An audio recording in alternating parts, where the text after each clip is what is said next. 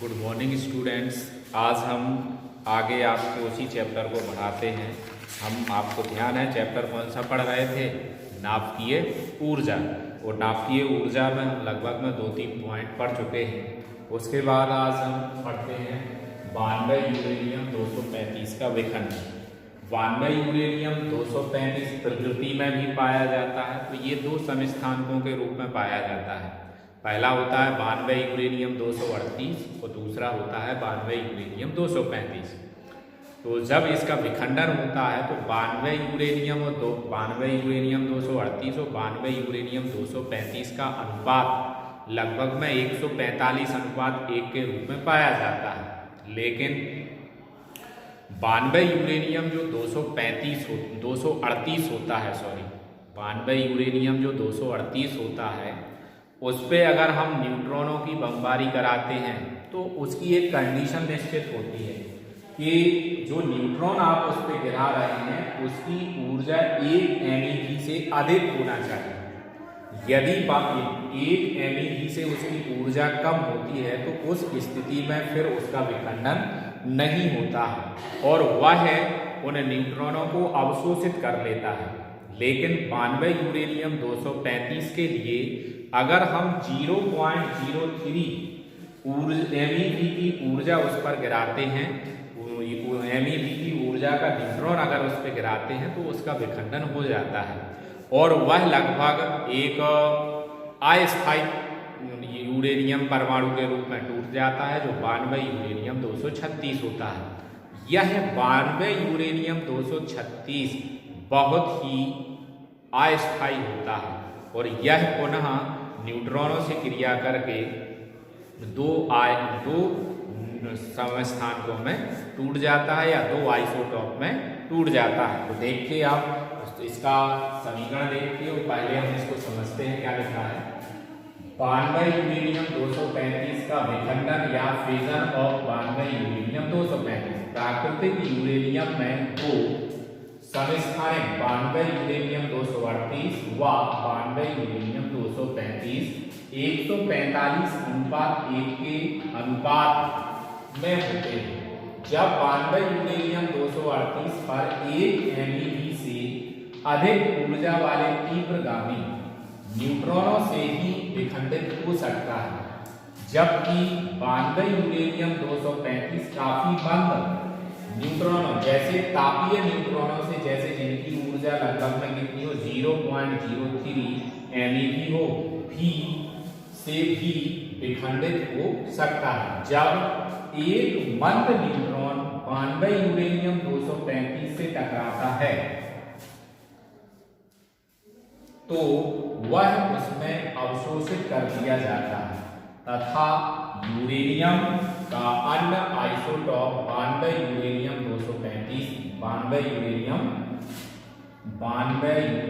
236 बन जाता है, जो अस्थायी है और तुरंत दो खंडों में टूट जाता है तथा न्यूट्रॉन और ऊर्जा का उत्सर्जन करता है। देखिए इसका समीकरण 92 यूरेनियम 235 प्लस, अब इस पे आपको क्या कर रहा है, न्यूट्रॉनों की बमबारी 0 और 1 क्या बन जाएगा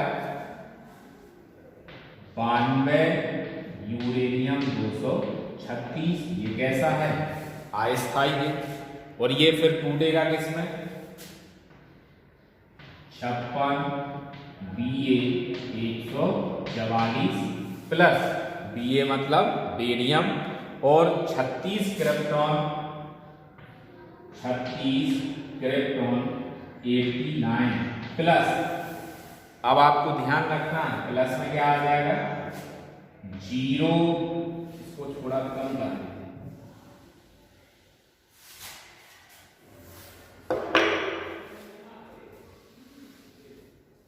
तीर यहां लगाते हैं, थोड़ा सा तीर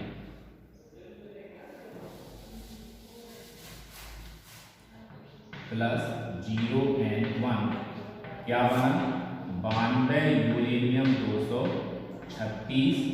अब ये टूटेगा तो 56 Ba barium 144 plus 36 krypton Kr 89 plus 3 0 and 1 plus ऊर्जा। तो ये इसका समीकरण है। अब आप देखिए 92 यूरेनियम 235 पर एक न्यूट्रॉन की बमबारी की तो एक आइसोटोप बना 92 यूरेनियम 236 जो अस्थायी है। तो इसके नाम लिख देते हैं यूरेनियम। ये क्या हो गया आपका न्यूट्रॉन। ये कैसा है अस्थायी। ये क्या है आपका बेरियम। ये क्या है आपका क्रिप्टॉन। ये क्या है आपका न्यूट्रॉन। ये आपकी ऊर्जा आपको दिखाई दे रही है। तो इस प्रकार इसका स्क्रीनशॉट लेकर के आप लोग इसको कंप्लीट देख सकते हैं। मैं इसको नीचे करे दे रहा हूँ, हो सकता है सॉरी आपको ये ना दिखाई दिया हो, तो इसको मैं दोबारा से समझा देता हूँ।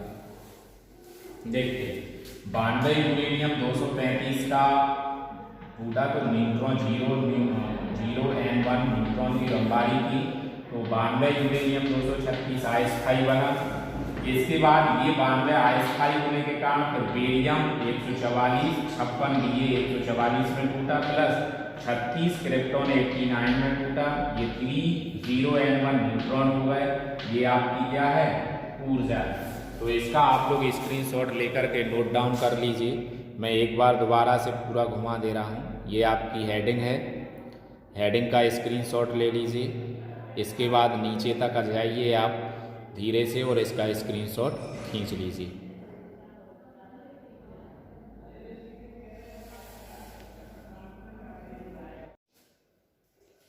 अगली हेडिंग देखते हैं रेडियो एक्टिव विघटन तथा नाभिकीय विघटन में अंतर। तो इसके हम अलग अलग पार्ट कर लेते हैं, रेडियो एक्टिव विघटन और नाभिकीय विघटन। बीच से लाइन खींच ली और इसके अलग अलग पार्टों से आपको लर्न भी जल्दी हो जाएगा। देखते हैं पहला पॉइंट, यह स्वतः होने वाली प्रक्रिया है और यह स्वतः नहीं होने वाली प्रक्रिया है। मतलब रेडियो एक्टिव जो विघटन होता है तो जहां भी रेडियो एक्टिव पदार्थ रखा रहता है उससे स्वतः किरणें उत्सर्जित होती रहती हैं। तो इसमें आपका ये स्वतः क्रिया होती है। और नाभिकीय विघटन में कोई भी पदार्थ रखा हो, रेडियो एक्टिव पदार्थ रखा हो, जब तक आप उस पर न्यूट्रॉनों की बमबारी नहीं कराएंगे तब तक उसमें प्रक्रिया प्रारंभ नहीं होती है। तो ये पहला पॉइंट हो गया। दूसरा पॉइंट, इसके विघटन में नाभिक से अल्फा अथवा बीटा कण निकलते हैं एवं गामा किरणों के रूप में ऊर्जा मिलती है।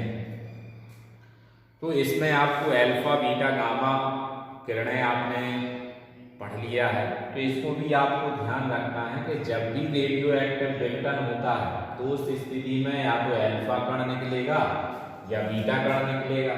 वो जो ऊर्जा उसमें शेष बचती है वो ऊर्जा गामा किरणों के रूप में निर्मुक्त हो जाती है। इसका पार्ट देखिए,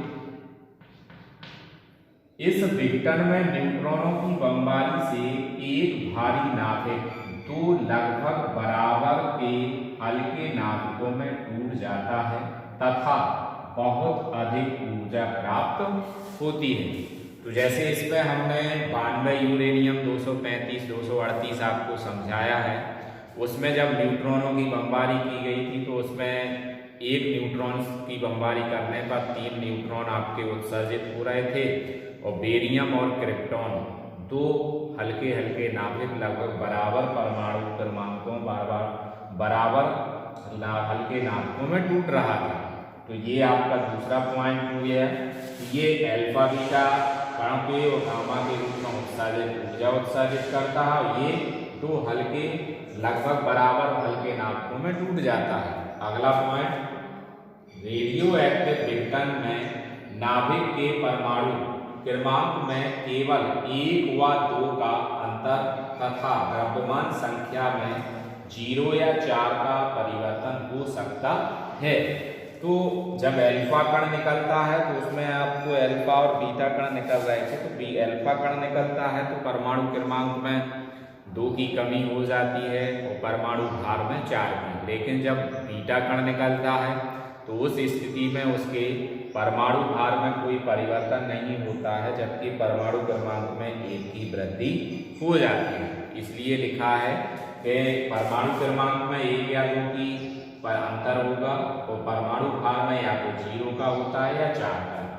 जबकि नाभिकीय विखंडन में परमाणु क्रमांक तथा द्रव्यमान संख्या दोनों लगभग बराबर बढ़ जाते हैं। मतलब आपका ये हुआ कि इसमें कम परिवर्तन होता है, इसमें दोनों में बराबर दो हल्के नाभिकों के रूप में द्रव्यमान संख्या विभक्त हो जाती है, परमाणु क्रमांक भी बढ़ जाता है।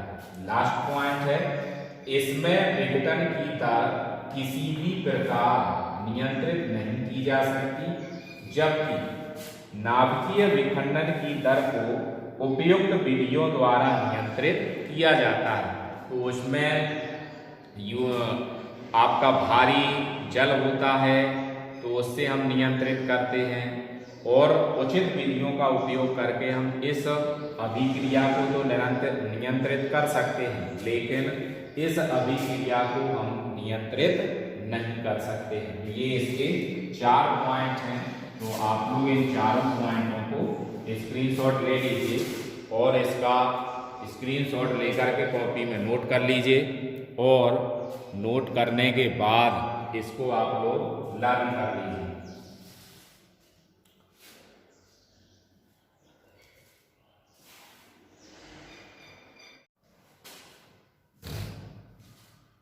नई हेडिंग हम पढ़ते हैं, नाभिकीय संलयन।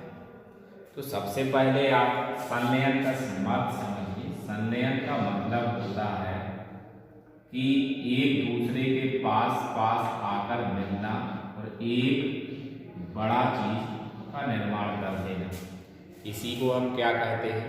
संलयन कहते हैं।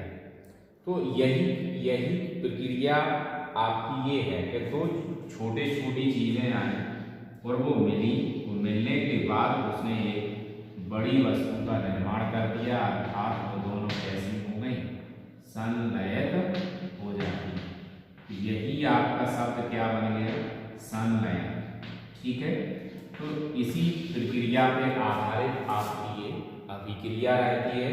तो इसको हम समझते हैं, देखते हैं।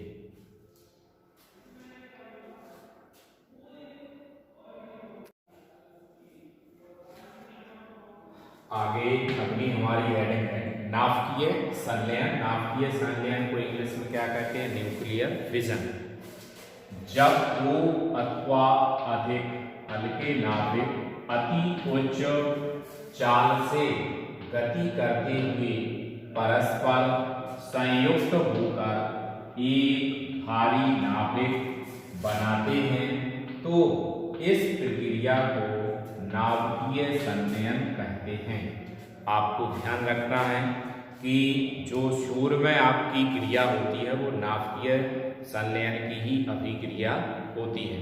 उसमें हल्के हाइड्रोजन के परमाणु संलयित होते हैं और एक हीलियम परमाणु का निर्माण करते हैं, जिसके कारण बहुत अधिक उच्च ऊर्जा प्राप्त होती है।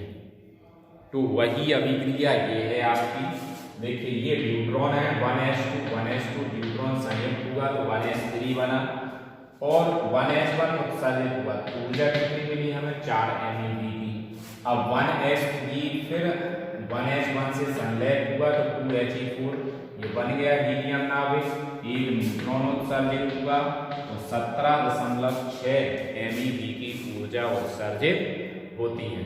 तो इसका स्क्रीनशॉट लेकर के इसको नोट कर लीजिए और इस डेफिनेशन को लर्न कर लेना। आज के लिए इतना ही। थैंक यू, धन्यवाद। और मेरे वीडियो को लाइक, शेयर और सब्सक्राइब जरूर करें।